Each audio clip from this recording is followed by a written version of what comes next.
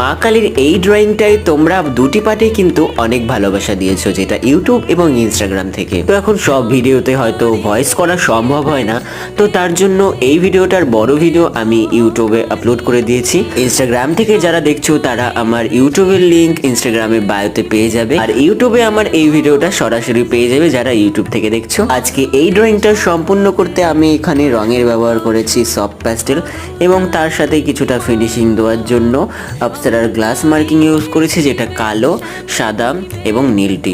তো শর্ট ভিডিওতে হয়তো অনেক কিছু বলা সম্ভব হয় না, আর ভিডিওতে অনেক কিছুই বোঝানো সম্ভব হয় না, কেননা একটি ড্রয়িং করতে আমার অনেকটাই সময় লেগে যায়, যেটা এই শর্ট ভিডিওর মাধ্যমে হয়তো বোঝানো সম্ভব নয়।